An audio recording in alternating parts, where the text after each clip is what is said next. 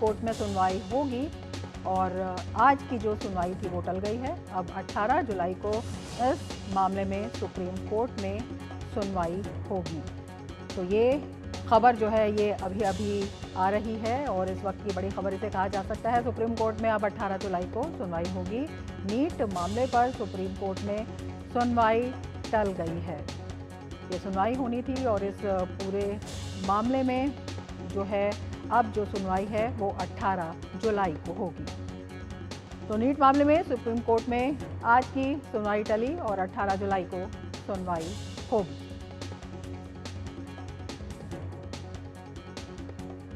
और हमारे संवाददाता विकास सारथी हमारे साथ जुड़े हुए हैं और ज़्यादा जानकारी के लिए।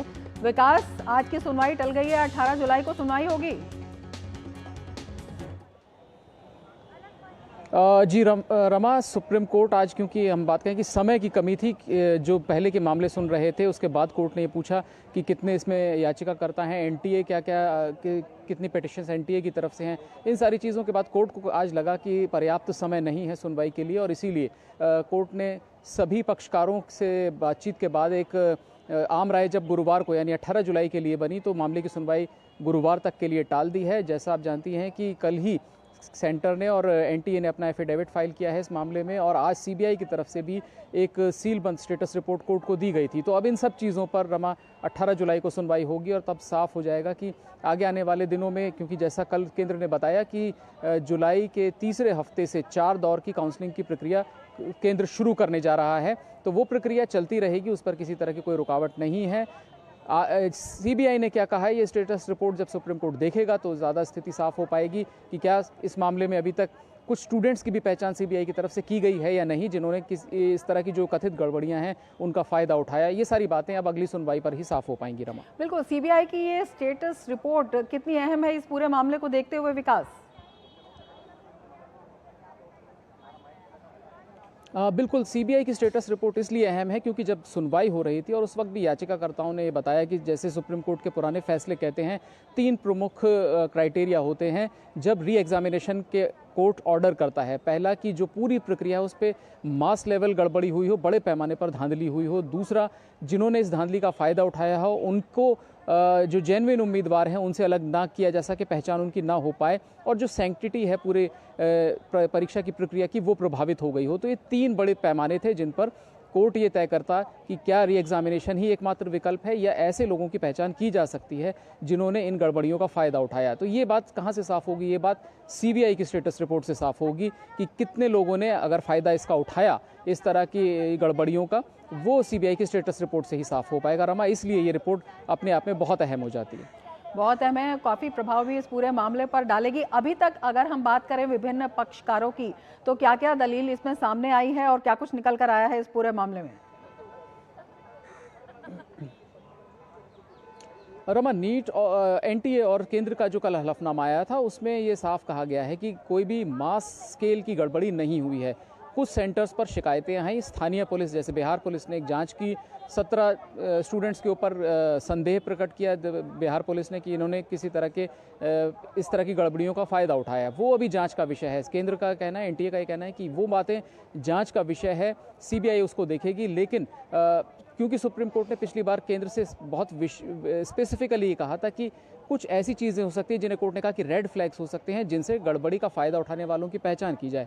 मसलन जो डेटा उपलब्ध है, परीक्षा के जो रिजल्ट हैं स्टूडेंट्स के, उनकी फॉरेंसिक्स एक्सपर्ट से उसका परीक्षण कराया जाए कि क्या कुछ ऐसी घटनाएं हुई जिसमें अंतिम समय पर किसी स्टूडेंट ने अपना सेंटर बदला, कोई खास सेंटर चुना और उसके नंबर फिर मैक्सिमम नंबर्स पाने वालों की जो लिस्ट है उसमें आए हैं, या फिर क्या इस तरह का मिसमैच है कि किसी का एकेडमिक्स में यानी 12वीं की परीक्षाओं में तो बहुत ख़राब प्रदर्शन था लेकिन यहाँ पर वो टॉपर्स की लिस्ट में नज़र आ रहे हैं। तो ये एनॉमलिटीज़ हैं, क्या इसको फॉरेंसिक्स एक्सपर्ट्स पकड़ सकते हैं? इसके बाद आईआईटी मद्रास की मदद ली, शिक्षा मंत्रालय ने एक स्टडी कराई। डेटा एनालिटिक्स के बाद आईआईटी मद्रास का ये कहना है कि उसे ऐसी कोई गड़बड़ी नहीं मिली है जिससे कोई बहुत ही एनॉमलिटी दिखती हो नंबर को लेकर के। जहाँ तक टॉपर्स की बात है, वो भी किसी खास सेंटर या किसी खास शहर तक सीमित नहीं है, अलग अलग स्टेट्स के अलग अलग सेंटर के टॉपर्स जो हैं वो अलग अलग स्टेट्स में पाए गए हैं। बाकी जो पहले 67 लोगों की एक लिस्ट थी 720 नंबर पाने वालों की, वो भी रिवाइज़ हुई क्योंकि कुछ स्टूडेंट्स ने चैलेंज किया जो मार्किंग थी उसको लेकर के, उसके बाद रिवाइज़ हुआ वो संख्या भी घटी है। तो ये सारी चीज़ें केंद्र की तरफ से बताई गई। एनटीए ने भी ये कहा कि कहीं पर भी जो सेफ़ होते हैं जिनमें वो पेपर पहुंचते हैं सेंटर पर, उसके साथ कोई कॉम्प्रोमाइज़ नहीं हुआ सेफ्टी के साथ, कहीं पर भी पेपर लीक नहीं पाया गया है। एनटीए की अपनी जो टीम्स थी उन्होंने कोई पेपर मिसिंग नहीं है, किसी सीरियल नंबर का पेपर मिसिंग नहीं है, ये सारी बातें एनटीए ने कही हैं। लेकिन जो व्यापक जांच है वो सीबीआई कर रही है। सीबीआई ये तय करेगी, सीबीआई की जांच ये तय करेगी कि क्या वाकई पेपर लीक हुआ, या और उस पेपर लीक अगर वो हुआ तो क्या किसी ने फायदा उठाया, आप हमारे साथ बने रहिए। स्टूडेंट्स कौन है अगर उन्होंने फायदा उठाया। बिल्कुल विकास, आप हमारे साथ बने रहिए। सीबीआई जो है वो अपनी स्टेटस रिपोर्ट पेश करेगी और काफ़ी ये अहम हो जाता है। लेकिन हम अपने दर्शकों को बता दें कि नीट पेपर लीक मामले में सीबीआई की जो अब तक की कार्रवाई है उसमें देश भर में 4 जून के बाद से एनटीए के खिलाफ लगातार विरोध प्रदर्शन जारी हैं। केंद्र सरकार ने 22 जून को नीट केस की जांच सीबीआई को सौंप दी। अब तक पेपर लीक केस की जांच 7 राज्यों तक पहुंच चुकी है। सीबीआई ने बिहार से 17, महाराष्ट्र से 2, गुजरात से 6, झारखंड से 11, पश्चिम बंगाल से 1, राजस्थान से 4 और उत्तराखंड से 1 लोगों को गिरफ्तार किया है। आरोपियों को रिमांड पर लिया गया है और उनसे पूछताछ लगातार चल रही है। तो लगातार इस मामले में जांच चल रही है और अब इसकी जो सुनवाई जो आज थी वो टल गई है सुप्रीम कोर्ट में। और ये जो है अब तक इसमें अगर हम गिरफ्तारियों की बात करें तो 42 गिरफ्तारियां इसमें अब तक हो चुकी हैं। 18 जुलाई को सुप्रीम कोर्ट में फिर से सुनवाई होगी और सीबीआई की जो स्टेटस रिपोर्ट है वो इसमें काफ़ी महत्वपूर्ण है। हमारे संवाददाता विकास आरती हमारे साथ जुड़े हुए हैं, लगातार इस बारे में जानकारी दे रहे हैं। विकास, 7 राज्यों से अब तक 42 गिरफ्तारियां हो चुकी हैं।